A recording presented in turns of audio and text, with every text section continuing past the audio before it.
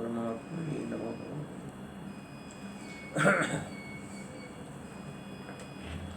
संकल्प प्रभवान् कामान्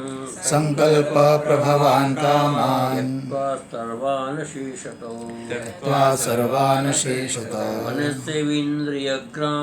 मनसेवेन्द्रियग्रामं नियम्य समन्तत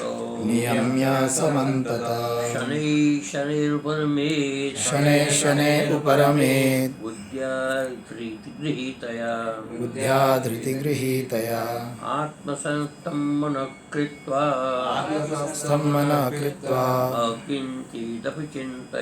न किञ्चिदपि चिन्तयेत्। यतो यतो निश्चरति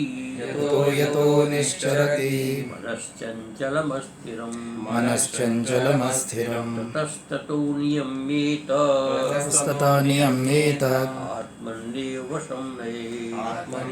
वशं नयेत् प्रशान्तमनसं ह्येनं योगिनं सुखमुत्तमम् उपैति शान्तरजसं ब्रह्मभूतामकल्मषम्। तो ये अपना 28वां श्लोक चल रहा है और 28 श्लोक में कल हमने विचार किया था कि अंतराय का, समाधि में जो विभिन्न प्रकार के अंतराय आते हैं उसको दूर करके समाधि की अवस्था बन सकती है। और उस अंतराय में और भी बहुत से इस प्रकार के अवान्तर अंतराय है जिसके विषय में आज अपनी चर्चा करते हैं। तो दौर्मनस्य अंगमेजयत्व श्वास प्रश्वास विक्षेप स हुआ। योग सूत्र में आता है कि योग के विक्षेप करने की सहयोगी है। दौर्मनस्य अंग मेजयत्व श्वास और प्रश्वास, ये भी समझो है समाधि के विक्षेप के कारण है। दौर्मनस्य किसको कहते? दुखम चित्त राजस परिणाम। दुख क्या है? तो चित्त का राजस परिणाम जो है उसको दुख कहते हैं। बाधना लक्षण अर्थात हमारी गतिविधियों को बाध देता है। तच्च वो जो है दुख, ये 3 प्रकार का है। एक आध्यात्मिक दुख है, एक शारीरिक दुख है और एक मानसिक दुख है।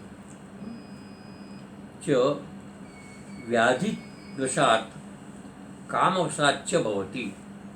ये जो पहला दुख है आध्यात्मिक दुख, आध्यात्मिक दुख 2 प्रकार से होता है। एक तो होता है व्याधि के कारण और एक होता है कामवशात, विभिन्न प्रकार की इच्छाओं को लेकर। क्यों? व्याधि भी शरीर में रोग पैदा करती है और ये जो इच्छाएं हैं वो भी मनुष्य को संतप्त करती है। ये दोनों प्रकार के जो है ये दुख इससे होता है और उसको आध्यात्मिक दुख कहते हैं। ये जो व्याधि है वो शारीरिक होती है और कामादि के जो उत्पन्न होने वाले दुख है वो मानसिक दुख होता है। अर्थात मन में किसी भी प्रकार की काम की इच्छा होती है, इच्छा मतलब किसी भी प्रकार की वस्तु की प्राप्ति की इच्छा होती है और प्राप्ति जब नहीं होती है या उसकी अत्यंत कठिनाई होती है या उस पर कोई बाधा होती है तो वहाँ पर दुख उत्पन्न होता है और मन में एक प्रकार के विक्षेप उत्पन्न होता है, तनाव उत्पन्न होता है। क्रोध का कारण ही, क्रोध सबसे बड़ा विक्षेप का कारण क्रोध है।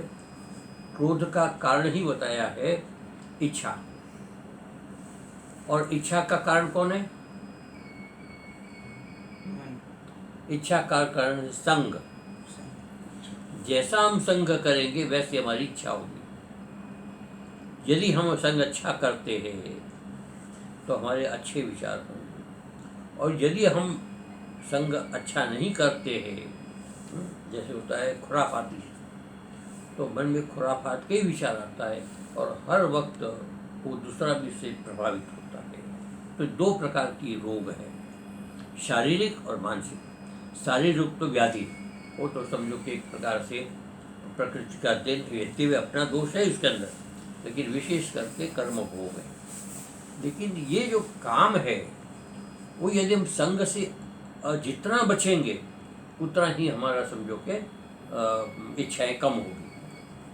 अब बाहर जैसे हम लॉकडाउन में बैठे, बाहर नहीं जाते, तो कोई ज़्यादा हमारी इच्छा नहीं होती कि ये चाहिए वो चाहिए, लेना है वो चाहिए। लेकिन जब बाहर जाते, हम बाजार में जाते, बहुत सी चीज़ों को हम देखते हैं, तो कभी काम की चीज़ होती, कभी काम की नहीं भी होती, हम उसको प्राप्त करने की इच्छा करते।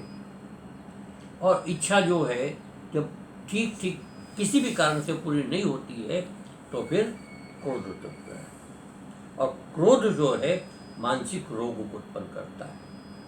तो इस प्रकार से विभिन्न प्रकार की जो इच्छाएं हैं वो संगात संजायते काम, कामात् क्रोधो विजायते, वो क्रोधात् भवति संभ्रम। संभ्रम का मतलब रोग, मन की चंचलता, मन की एक प्रकार विक्षिप्तता, मन का क्रोध भी एक रोग है। तो इस प्रकार से इसके मन में तो सबसे बड़ी बात है कि व्याधि जो है खान पान में ध्यान रखना होता है। ये आया था ना उसमें योग दर्शन, इसमें तो युक्ताहार विहार से, तो ये एक बहुत आवश्यक है शारीरिक व्याधि को दूर करने के लिए। और मानसिक व्याधि को दूर करने के लिए जहाँ तक हो सके संग को अच्छा, सत्शास्त्र और सत्संग दो का आश्रय लेना चाहिए। अब हमारे जीवन के लिए सामान्य जो आवश्यकता होती है वो सहज भाव से पूरी होती है, उसके लिए ज़्यादा हमको प्रयत्न नहीं करना पड़ता। जो आवश्यकता है वो सहज भाव से मिलती। जैसे भोजन है, भोजन में हमें ज़्यादा चिंता करने की जरूरत नहीं पड़ती, सामान्य परिश्रम करते हैं भोजन हमको मिल जाता है। और कभी कभी तो ऐसा होता है ना कि प्रारब्ध ही भोजन अपना कहते हैं कि भगवान कहते हैं सब कुछ ऐसा हो सकता है, लेकिन भोजन से वंचित भगवान नहीं रखता है। अधिकांश ऐसा है कि भोजन से वंचित भगवान नहीं रखता, आवश्यकता है। फिर मान लो कि वस्त्र नहीं है तो परमात्मा ऐसी सामर्थ्य देता है कि हम इसके अभाव में अपने शरीर को इस प्रकार से मजबूत बना देते हैं। और भी बहुत सी ऐसी चीज़ें जहाँ आवश्यक है और आवश्यकता पूरी नहीं होती है तो स्वाभाविक रूप से हमारा शरीर उस रूप में ढल जाता है। लेकिन संग करेंगे और वहाँ यदि इच्छा होगी तो इच्छा को रोकना बड़ा मुश्किल होता है। जब एक बार मन में इच्छा होती है उस इच्छा पर नियंत्रण करना सहज नहीं है।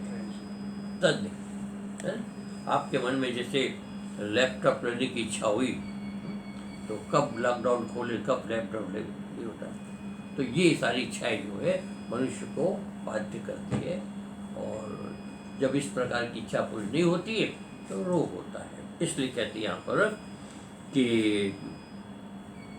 व्याधि वशात काम वसाच्य भवति। अच्छा, और आदि भौतिकम व्याघ्रादि जनितम, आदि भौतिक दुख होता है।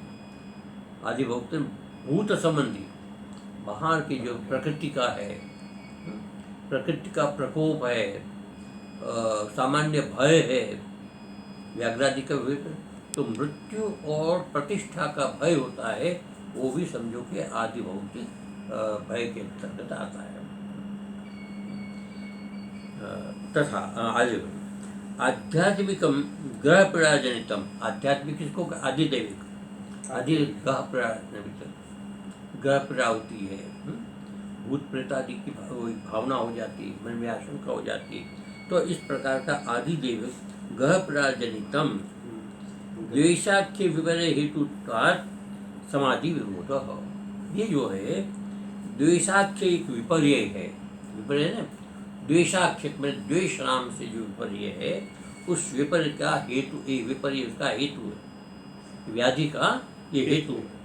तो हेतु होने के कारण समाधि विरोध हो, ये समाधि का विरोधी है। दौर्मनस्य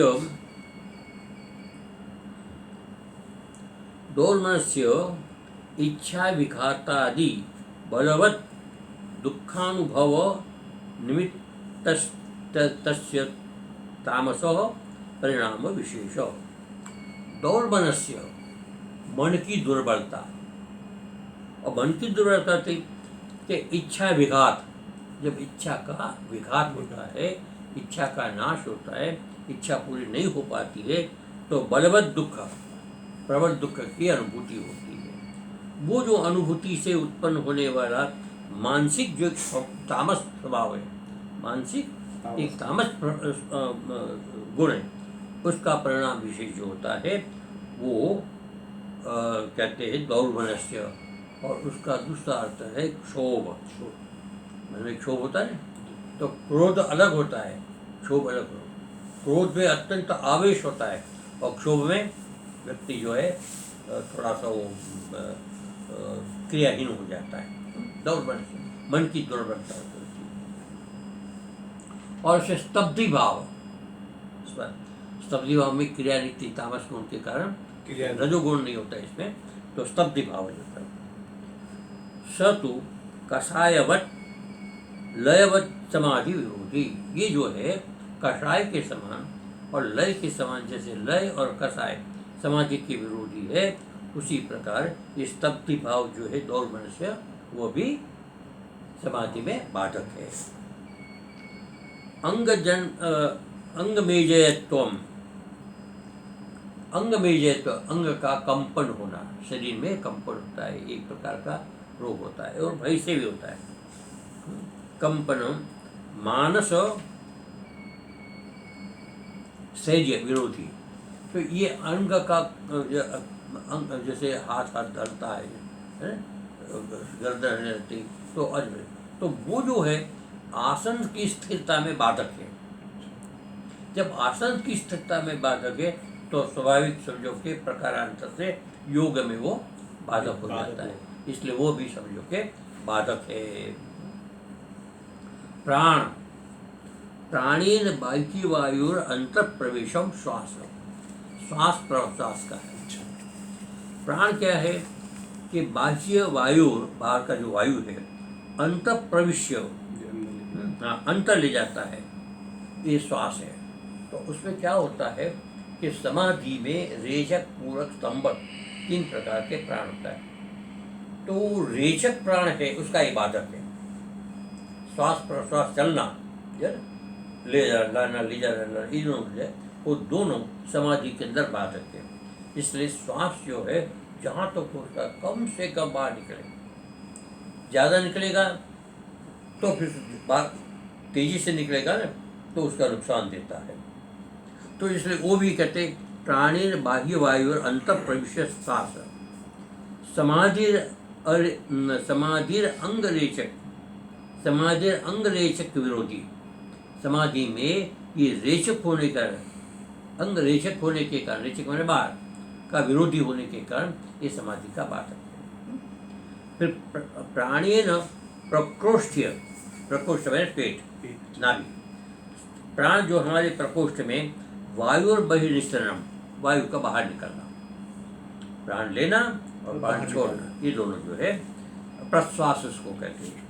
ये समाधि पूरक विरोधी, पूरक में हम श्वास ले करके शरीर के अंदर पूरक भर के रखते हैं, ये भी एक पूरक, कुंभक, रेचक, पूरक, ये पूरक जो है उसका एक बाधक है, इसलिए समाधि का विरोधी है। पूरक है भरना, है ना, समझे? भरना, हाँ भरना है। रेचक माने बाहर रोकना है। पूरक विरोधी।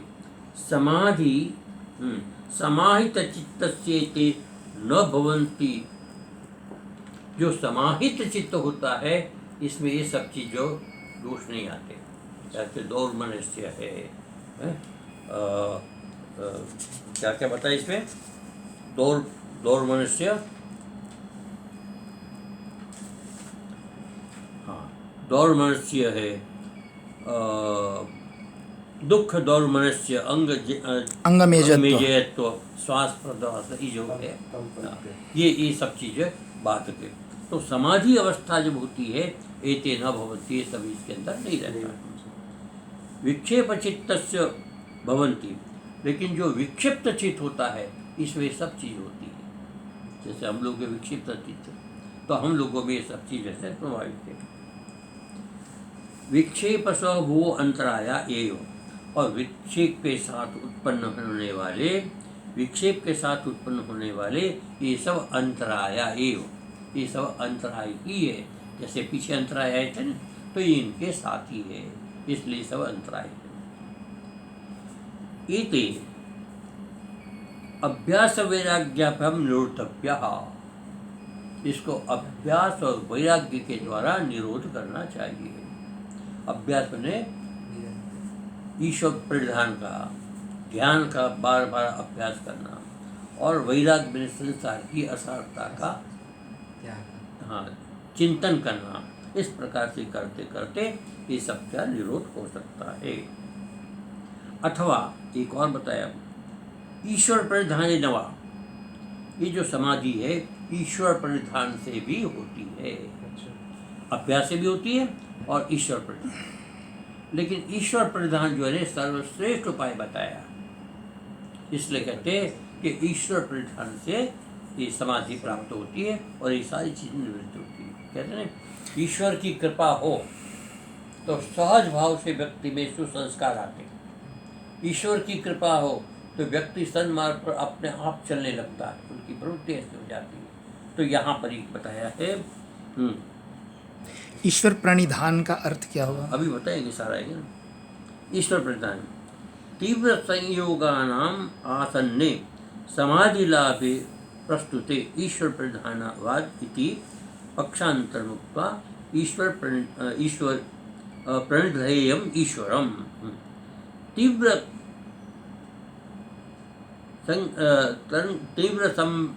संवेग नाम आसन्न, तीव्र संवेग नाम आसन्न, ये एक सूत्र है पाणी का। तो सूत्र के माध्यम से बताते तीव्र संवेग आसन्न किसको कहते हैं? तो तीव्र संयोग वाले योगियों को समाधि लाभ और समाधि का फल तुरंत प्राप्त होता है, जल्दी प्राप्त होता है। जो तीव्र संवेग प्राप्त होता है, जिसको तीव्र संवेग प्राप्त होता है उसको समाधि लाभ और समाधि का फल शीघ्र प्राप्त होता है। योग शास्त्र के अनुसार ये जो तीव्र संवेग जो है एक प्रकार की योगी है, योग की भूमिका है। इस प्रकार योगी है जो उस भूमि में जाता है उसको तीव्र संवेग कहते हैं। इस प्रकार से 9 प्रकार की योगी का वर्णन किया है।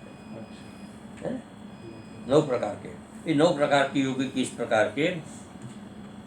मृदुपाय मृदु संवेग, एक मृदुपाय मृदु व्याकरण मृदु संयोग, मृदुपाय मध्यम संवेग, मध्यम संवेग नहीं, मध्यम संवेग, मृदुपाय तीव्र संयोग, एक मृदुपाय है लेकिन तीव्र संयोग है, मध्योपाय मृदु संयोग, मध्यमोपाय और मृदु संयोग। यहाँ जो है पहले आया था मृदुपाय और मृदु संयोग, दोनों संवेग, मृदु संवेग दोनों में समझो कि तीव्र होना चाहिए। मध्योपाय मृदु संवेग, मध्यम उपाय हो और मृदु संवेग ये अलग है।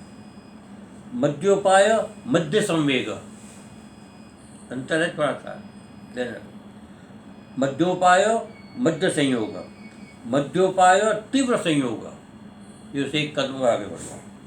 और अधिमात्रोपाय मृदु संवेग, अधिमात्रोपाय मृदु संवेग, ये एक 9वां है। तो ये जो है अधिमात्र उपाय मृदु संयोग जो है उसको संवेग तीव्र संवेग कहते हैं। तो ऐसा जो योगी है इस प्रकार का 8 प्रकार की योगी की अपेक्षा ये समाधि लाभ और समाधि का फल प्राप्त जल्दी कर लेता है। कौन? तो तीव्र संवेग, तीव्र संवेग। तो 9 प्रकार की योगियों में ये तीव्र संवेग नाम से जो योगी है वो समाधि का लाभ जल्दी प्राप्त करता है। अब लाभ प्रस्तुत होने पर ये समाधि लगती है, समाधि की प्राप्ति होती है।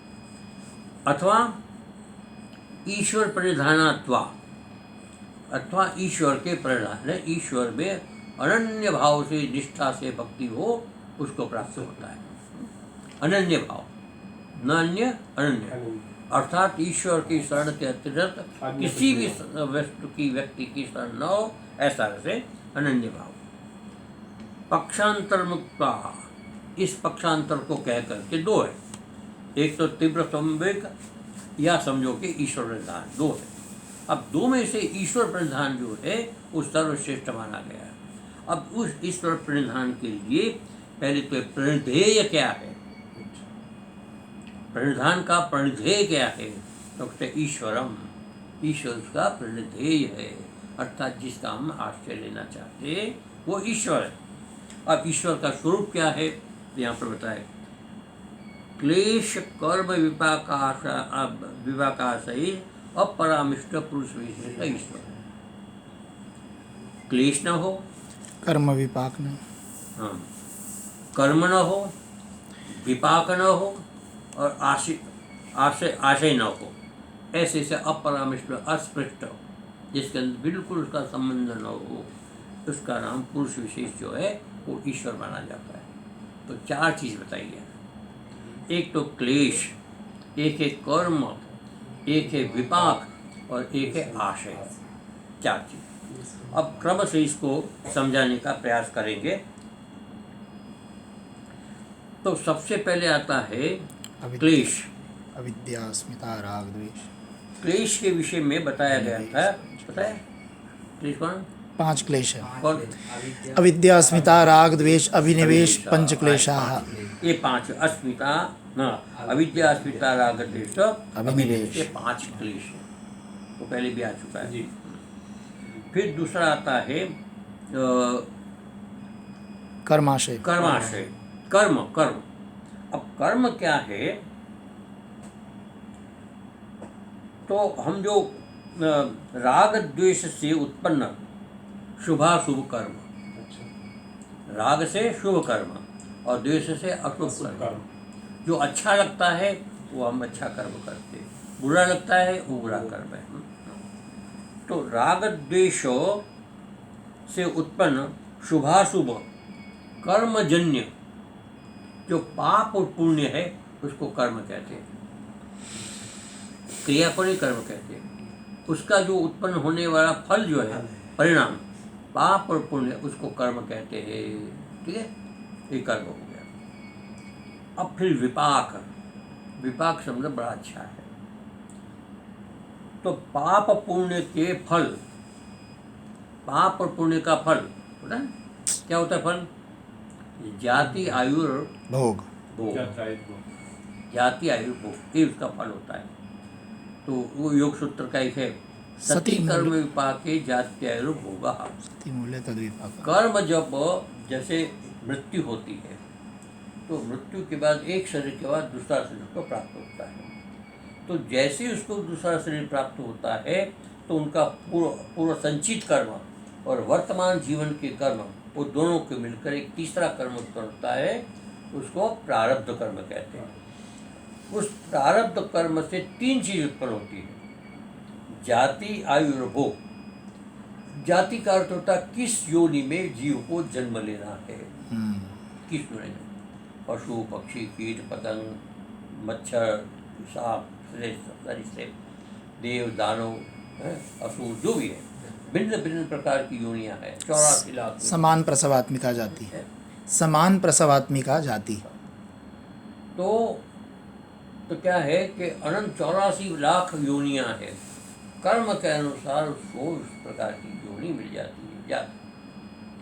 और फिर आता है आयु, उस व्यक्ति को कितना जीना। अब वो होता है एक काल की गणना से यहाँ पर आयु का वर्णन नहीं है, श्वास। यह वर्णन है श्वास की गणना। जितना श्वास आपका है जीवन का उतना आपको लेना है।